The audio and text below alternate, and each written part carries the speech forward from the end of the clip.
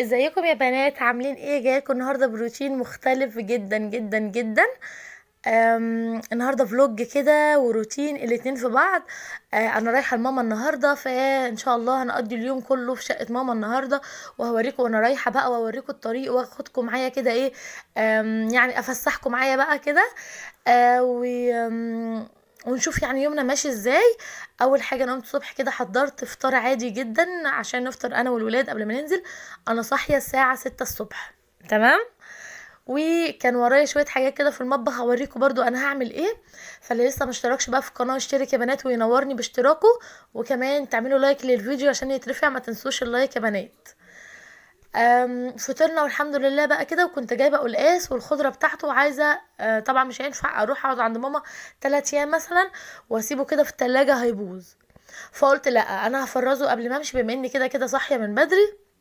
فهفرزه يعني واشيله كده في الفريزر واخلص منه. فزي ما انتم شايفين كده، انا الاول بشيل القاعده بتاعتها من تحت كده، وبجيب السكينه، وكل ما اقشر بيبقى في ايدي كده منديل، واقوم ماسحه بيه السكينه علشان خاطر ما ايه يعني ما توسخليش الباقي، يعني باقي القلقاس، فاهمين؟ عشان انا مش بغسل القلقاس خالص يا جماعه، مش بغسله ابدا. في ناس بتغسله عشان تشيل منه الماده اللي هي المخاطيه دي، بس انا لا، انا ما بغسلوش عشان الماده دي اصلا ما تطلعش فيه، وبتبقى بصراحه مش لطيفه خالص لما تيجي تطبخيه يعني. فاللي عايز يخزن القلقاس هقول لكم على اسهل طريقه، ما فيش اسهل من كده في تخزين القلقاس. تابعوا معايا كده الفيديو وهتعرفوا ايه هي الطريقه السهله جدا في تخزينه. زي ما بقول لكم، بعد ما بقشر القلقاسه كويس جدا جدا، بقوم جايبه كده برضو منديل وانشفها كويس قوي، لو فيها بقى تربايه صغيره اي حاجه، المهم ان انا بخليها نضيفه زي الفل من غير غسيل يا جماعه. وايدك لازم تبقى ناشفه جدا، مفيش اي نقطه ميه يعني ايه على السكينه او على البلانشه، على اي حاجه انت ايه بتقطعيها عليه. كده انا كنت خلصت كميه القلقاس كلها. بمسكه بقى تقطعيه المربعات اللي انت عايزاها، ايا كان بقى الحجم اللي بتحبيه. انا بحبها تبقى وسط كده، ولا كبيره ولا صغيره. فزي ما انتم شايفين كده، هقطعه عشان خاطر ابتدي ان انا اوريكم ايه هي اسهل طريقه تفريز للقلقاس. انا عملتها معاكم في اول ما فتحت القناه، آم، بطريقه غير دي، بس الطريقه دي برضو سهله جدا ونتيجتها مضمونه جدا جدا. وماما ربنا يبارك لها، هي ما بتخزنوش غير بالطريقه دي. كده انا عملت اهو القلقاس ده، كان حوالي كيلو ونص قلقاس، كانوا 3 قلقاسات. كنت بصراحة جايباهم بقالهم يومين عندي في التلاجة. وده كده السلق برضو كنت جايباه، دوم ربطتين زي ما بقولك، انا بشيل العروق بتاعتها وبخلي الورق بس. وادي كمان ربطة من الكزبرة الخضراء، هبتدي ان انا انضفها واخليها كده ايه ما فيهاش اي حاجة، لو اي ورقة صفرة كده مش عجباني اشيلها وانضفها علشان خاطر يعني لازما القلقاس الخضرة بتاعته يعني بتبقى سلق وكزبرة. مش بتبقى بصراحة بالسلق لوحدها حلو، يعني لازم الكزبرة معاها بتبقى حلوة جدا جدا. برضو هنخزن النهاردة، هوريكم برضو ازاي تخزني سلق السلق بتاع القلقاس يقعد معاكي طول السنة، من السنة للسنة كده يبقى معاكي وزي الفل، ولا طعمه بيغير ولا لون ولا اي حاجة. بمسك بقى كده السلق والخضرة، بغسلها كويس جدا جدا جدا تحت المية كده زي ما انتم شايفين، يعني لحد ما المية تنزل بقى من المصفى بيضة خالص، ما فيهاش اي حتى يعني ترابايه صغنطوطة كده. اهم حاجة غسيل الخضار يا جماعة، اهم من طبخه. يعني انك تغسلي الخضار كويس اهم من انك تطبخيه كويس. زي ما انتم شايفين كده، خلصوا معاكوا اهو واغسله، وبعدين بقى ايه هوريكم انا ايه هخزنه ازاي. شايفين بقى المية نازلة منه بيضة ازاي زي الفل كده. باخد بقى القلقاس القلقاس برضو انا يعني مصممة عليها. باخد بقى السلق والكزبرة الخضراء زي ما انتم شايفين كده بالمخرطة. في ناس بتضربها في الخلاط، في ناس بتضربها في الكبة، وانا قبل كده كنت بضربها في الكبة، بس رجعت للطريقة الاصلية بتاعت ماما. فعلا يا جماعة الحاجات اللي هي يعني هو زمان كانوا بيخرطوه كده بالمخرطة. هي طعمها بيبقى احلى ما تضربيها في الكبة والموضوع ده كله. وكمان بتحتفظ بكمية السوائل اللي فيها، مش بتضيع منها اي فيتامينات بقى تنزل فيها في مية يعني ما انت لما تعصريه في الخلاط او تضربيه كده في الكبة بينزل كمية بقى مية انت مش بتحتاجيها. دي كل الفوائد بتاعة الخضرة. زي ما انتم شايفين كده انا خرطتها زي الملوخية عادي جدا جدا. معلقة كبيرة كده من السمنة البلدي زي ما انتم شايفين. هبتدي ان هي تسيح بس كده، وانزل فيها بالسلق والكزبرة كده اللي انا خرطتهم كويس جدا بالمخرطة، واشوحهم بقى يا جماعة. يتشوحوا بقى كويس جدا كده. وعشان تخليها لونها اخضر ولونها ما يسودش معاكي خالص، على طرف المعلقه كربونات يا جماعه، او اللي هي بيكنج صودا، اللي مش عارف اسمها يعني، بيكنج صودا او كربوناتو. لما تحطيها على الملوخيه، على السلق، على السبانخ، الحاجات دي كلها في تفريزها يا جماعه بتديها، بتخلي لونها اخضر زي ما هي. لونها ما بيسودش ابدا ابدا ابدا. وهتشوفوا معايا الاخر الفيديو كده، او اخر ما خلصت يعني الخضره لونها عامل ازاي. باجي بقى بقوم جايبه لها كده معلقه كبيره توم، واقوم برضو مشوحاها معاها جدا، يعني بخليها التوم كده يخشول فيها. وانا مش بحب انشفها يعني واخليها اللي هي متحمره قوي، انا بحبها برضو تبقى ايه، تبقى طريه كده، علشان لما تنزلي بيها على شوربه القلقاس تديكي برضو اللون الحلو كده للقلقاس برضو. بس اهم حاجه ان التوم يتشوح كويس جدا. ممكن ان انت تشوحي الاول التوم، بس انا لا، مش بحب الخطوه دي عشان مش بحب طعم التوم المحروق. انا بشوح التوم في نص الوقت بالظبط بتاع تشويح الخضره. زي ما انتم شايفين كده بقت تحفه اهي يا بنات. التوم بقى متشوح، وادي الخضار بقى زي الفل. القلقاس بقى انا ما غسلتوش، زي ما انتم شايفين كده قطعته وحطيته معاكم في الطبق ده. هبتدي ان انا يعني اجيب اكياس تلاجة واحط على قد الطبخة اللي انا عايزاها. انا هعمله على طبختين زي ما انتم شايفين كده. اهم حاجة بقى الخطوة دي انك تفضي الهواء كويس جدا جدا من الكيس. بصوا بلف كده الكيس زي ما قلت لكم قبل كده، وبحاول ان انا ابططه كده بحيث ان هو ما يبقاش فيه هوا. يبقى كده احنا عملنا اهو كيسين القلقاس. وادي الخضره برضو عشان انا هعملها للطبختين. طب ما انت ممكن تحطيها في الكيس كده، وما تيجي تطلعي مثلا تطلعي الطبخه اكتر من طبخه او كده، فلا انا هوريكم انا بقسمها ازاي، علشان خاطر لما اجي اطلعها للقلقاس بحيث ان انا ما تعبش نفسي وافضل اكسر فيها وكده، بطريقه سهله وبسيطه. وفي نفس الوقت بتبقي عارفه المقدار اللي انت حطاه ايه قد ايه، يعني ما تاخديش مثلا حته قليله حته كبيره او كده. ببططها كويس جدا جدا في الكيس زي ما انتم شايفين اهو، واجي من النص كده واقوم قسماها. شكرا. انت كده تيجي لما تفرزيها بقى في الفريزر، بتطلعي المربع كده او المكعب بقى، بيبقى اولا مفصول عن المكعب التاني، وايه وتمام يعني، ولا يتعبك بقى في اي حاجه. خلصت كده بقى كل اللي ورايا، وكنت لبست ولبست الولاد. وادي الشنطه اهي اللي انا واخداها معايا، وشنطه الخروج بتاعتي لميت هدومنا. وتعالوا نشوف بقى سليم وجودي كده. رايحين فين يا جودي؟ رايحين عند تيتا بطة. رايح فين يا سليم؟ عند تيتا بطة. طب قول لهم باي باي ويعملوا لايكات كتير بقى. باي باي بعملوا لايكات كتير. لبسنا بقى ونزلنا النهارده. بصراحه رايحه مواصلات، وانا قليل جدا جدا لما بروح مواصلات، عاده اخويا هو اللي بيجي ياخدني.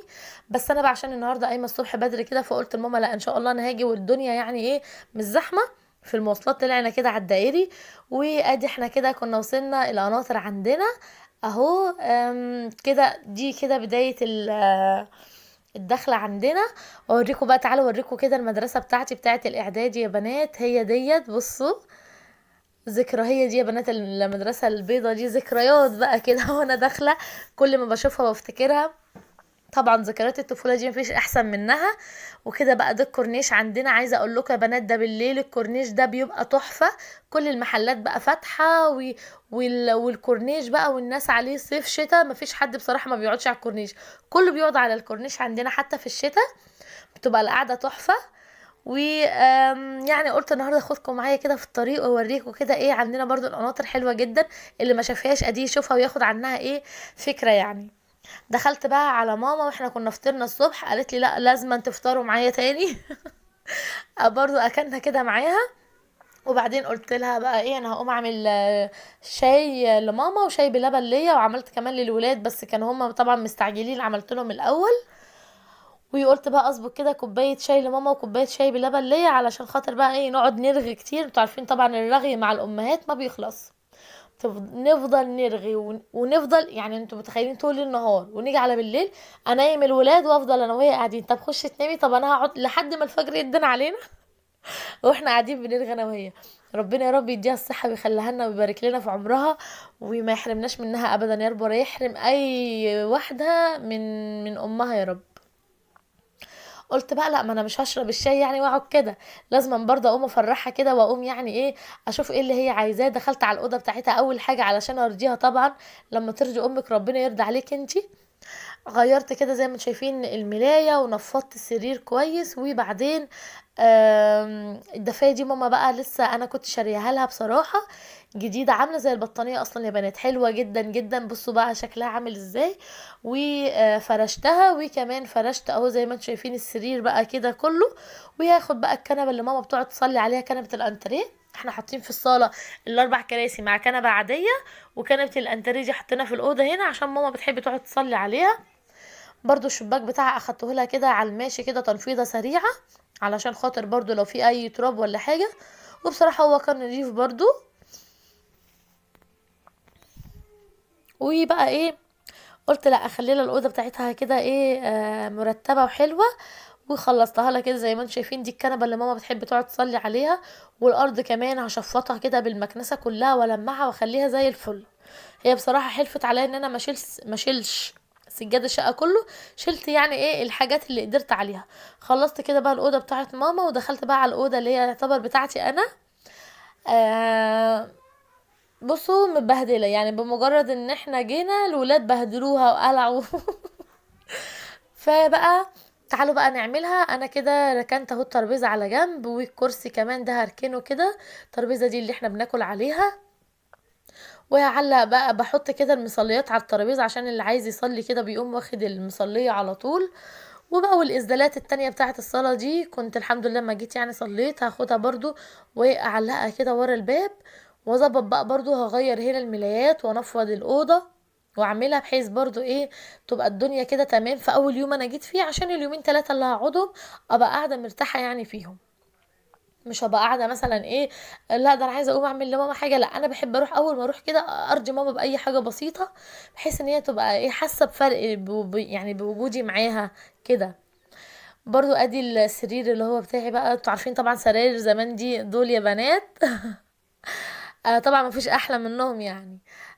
فرشت كده الملاية الحمرا دي، وكمان الدفاية دي لقيتها لايقة معاها قوي، قمت كمان فرشتها اهو.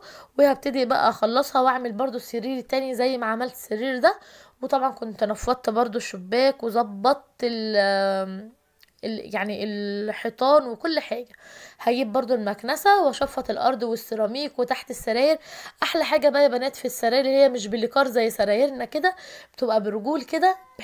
طبعا ماما مش بتحب الكركبة، مفضية يعني تحت السراير تحت الكنب كل حاجة فاضية.